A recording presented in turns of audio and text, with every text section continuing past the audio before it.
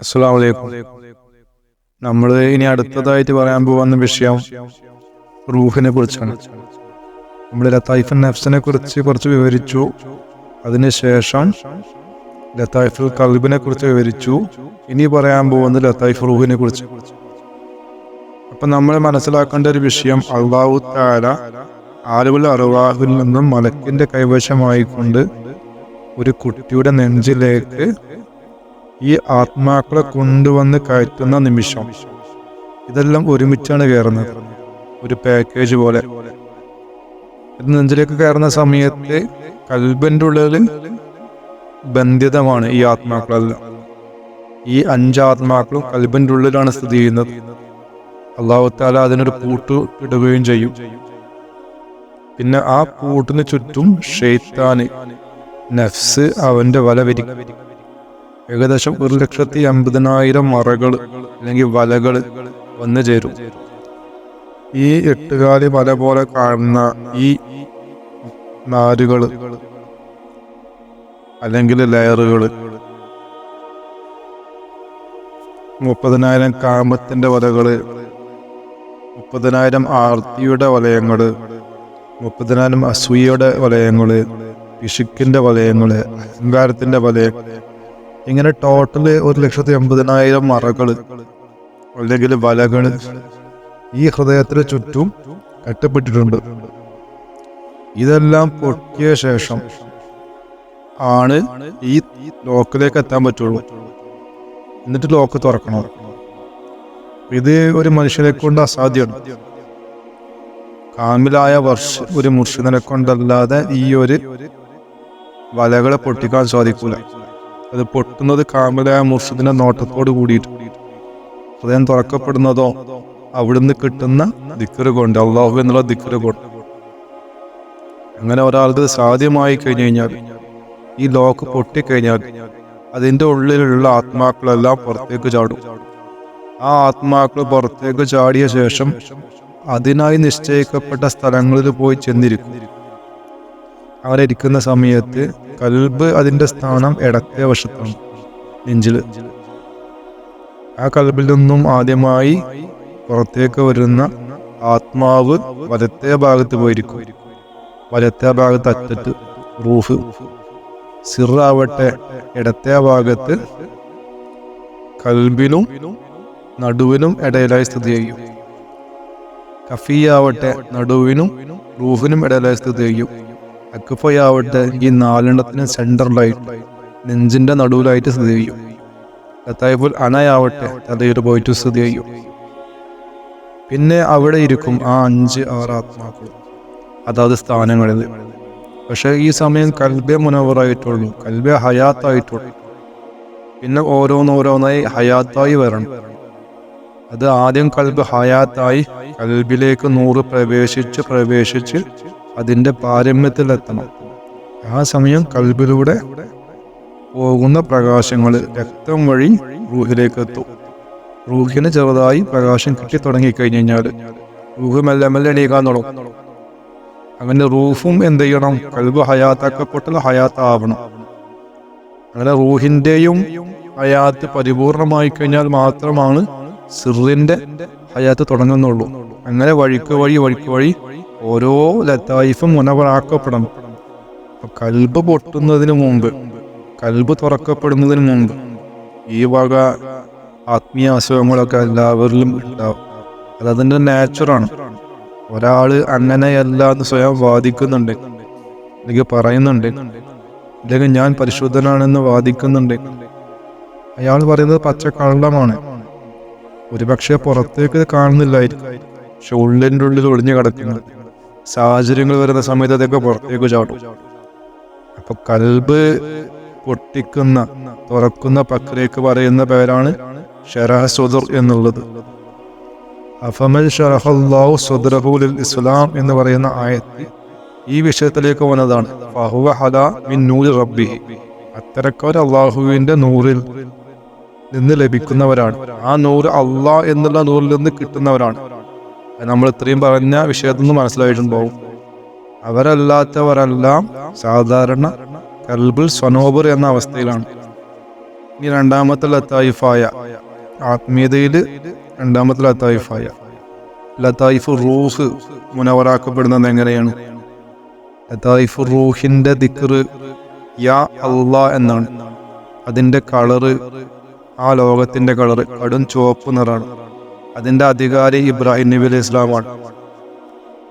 അദ്ദേഹം ആദ്യം കൽബിനെ മുനവറാക്കി, അതിനുശേഷം റൂഹിനെ മുനവറാക്കി തൻ്റെ ജനങ്ങളെ വാർത്തെടുത്തു.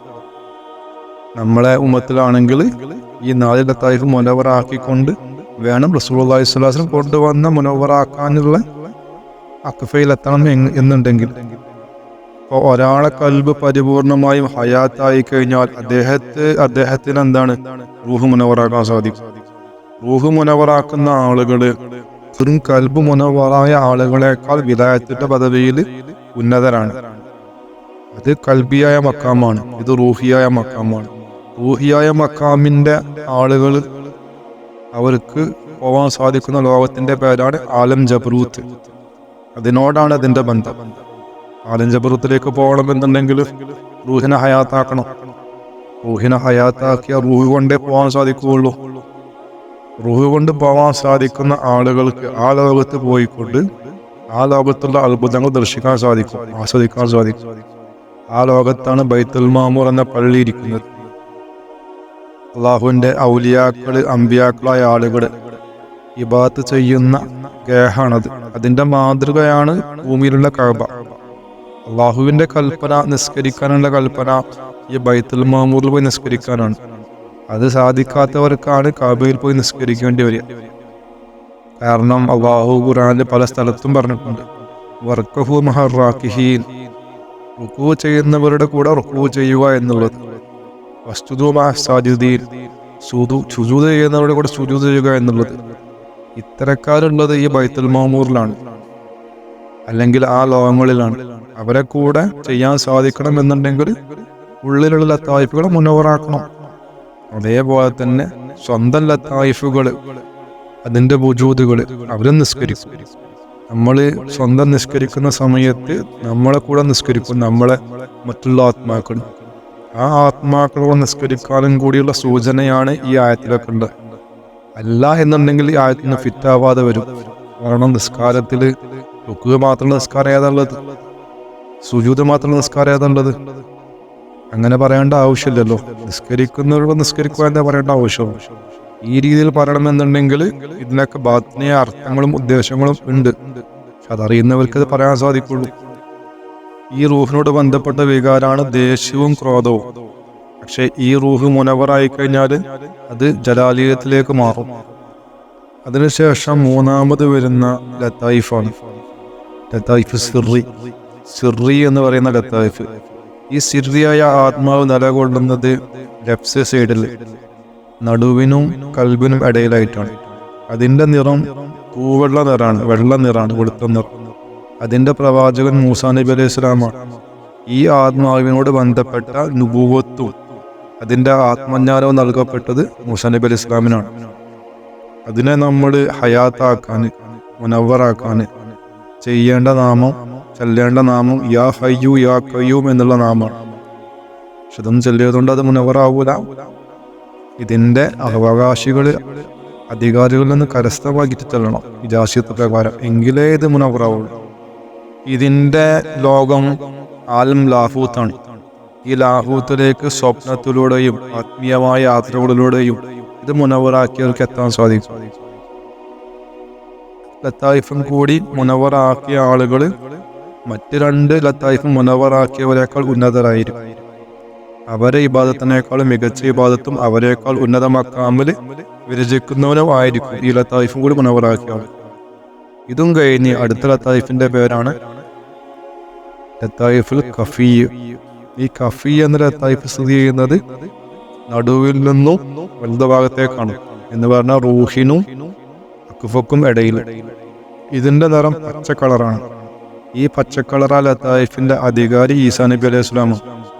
ഈസാ നബി അലൈഹി സ്വലാമിലൂടെ ഈ ജ്ഞാനം ഭൂമിയിലേക്ക് വന്ന്, അപ്പോൾ ഈ ലത്തായിഫിന്റെ വിജ്ഞാനവും നുബുവ്വത്തും നൽകപ്പെട്ടത് ഈസാ നബി അലൈഹി സ്വലാമിനാണ്. അദ്ദേഹമാണ് ഈ ലോകത്ത് ഇത് പരിചയപ്പെടുത്തിയത്. അല്ലാഹുവിന്റെ നാമമായ ആ വാഹിദ് എന്നുള്ള നാമം നമ്മളെ ഈ ലത്തായിഫിലേക്ക് തസവ്വുർ ചെയ്തുകൊണ്ട് നമ്മൾ റിപ്പീറ്റ് ചെയ്ത് പ്രാക്ടീസ് ചെയ്യുന്നതിലൂടെ ഈ ലത്തായിഫ് മുനവറാക്കപ്പെടും.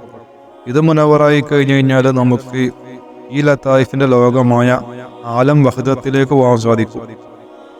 ഈ ലത്തായിഫും കൂടി മുനവറാക്കപ്പെട്ട ആള് മറ്റ് 3 ലത്തായിഫും ആക്കിയവരെക്കാൾ ഉന്നതരാവും.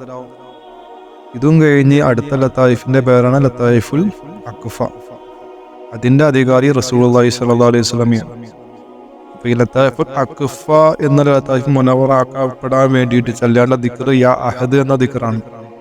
അതിൻ്റെതായ തസവ്വുർ ചെയ്തുകൊണ്ട് അത് ചൊല്ലി പ്രാക്ടീസ് ചെയ്യുന്നതിലൂടെ അത് മുനവറാക്കപ്പെടും. അത് മുനവറാക്കപ്പെട്ട് കഴിഞ്ഞു കഴിഞ്ഞാൽ അതിന്റെ ലോകത്തേക്ക് പോകാൻ പറ്റും. അതിന്റെ ലോകവും വഹദത്ത് എന്നുള്ള ലോകം തന്നെ. അപ്പൊ വഹദത്ത് ലോകത്തിൽ 2 പ്രവാചകന്മാർക്ക് മക്കാമുണ്ട്. ഈസാ നബി അലൈഹി സ്വലാമിനും ഉണ്ട്, അതേപോലെ മുഹമ്മദ് നബി സ്വല്ലല്ലാഹു അലൈഹി വസല്ലമക്കും ഉണ്ട്. അത് രണ്ട് ഏരിയ. റസൂലുള്ളാഹിന്റെ മക്കാമിന്റെ പേര് മക്കാമുൻ മഹ്മൂദ് എന്നാണ്. ഈ മക്കാമുൻ മഹ്മൂദിൽ നിന്നുകൊണ്ടാണ് അള്ളാഹുവിനെ ദർശിക്കാറ്. പക്ഷെ അള്ളാഹുവിനെ ദർശിക്കുന്ന പദവി ഈ ലോകത്തുള്ളതല്ല, അത് ആലം അഹദിയത്തിലെത്തണം. ഈ ലത്തായിഫിന്റെ കളർ വയലറ്റ് കളറാണ്. അപ്പോൾ ഇതിന്റെ നുബുവ്വത്തും ജ്ഞാനം നൽകപ്പെട്ടത് റസൂലുള്ളാഹി സ്വല്ലല്ലാഹു അലൈഹി വസല്ലമക്കാണ്. ലോകത്തിന്റെ പിന്നിലാണ് അർശ് സ്ഥിതി ചെയ്യുന്നത്. അള്ളാഹുവിന്റെ സിംഹാസനമായ അർശ് ഉള്ളത് ഈ ലോകത്തിന്റെ പിന്നിലാണ്. അങ്ങനെ ഈ 5 ലത്തായിഫിന്റെ ജ്ഞാനങ്ങൾ 5 പ്രവാചകന്മാർക്ക് നൽകും. അതിന്റെ പേരിലാണ് അവർ ഉലുൽ അസ്മകളായത്. 5 ഭാഗങ്ങൾ അങ്ങനെ നൽകപ്പെട്ട്, അതേപോലെ തന്നെ ലാഹിറായ ശരീഅത്തും നൽകപ്പെട്ട്, ബാഹ്യമായ വിജ്ഞാനം, അങ്ങനെ 10 ഭാഗങ്ങളുണ്ട്. അതുപോലെ ആന്തരികമായ ഭാഗത്തിന് തന്നെ 10 ഭാഗങ്ങളുണ്ട്. 2 ഭാഗമുണ്ട് ഓരോന്നിനും. ഒരു ബാഹ്യവും ആന്തരികവും എന്ന നിലയ്ക്ക് 2 ഭാഗമുണ്ട്. ആന്തരികമായ ഭാഗത്തിന് 2 ഭാഗമുണ്ട്. ആ പകുതി അതാത് പ്രവാചകന്മാരുടെ കയ്യിലും ബാക്കി പകുതി അതാത് കാലഘട്ടങ്ങളിൽ ഇറങ്ങുന്ന ഔലിയാക്കളുടെ കയ്യിലും ആയിരിക്കും. ഇതാണ് ആ 10 ഭാഗങ്ങൾ.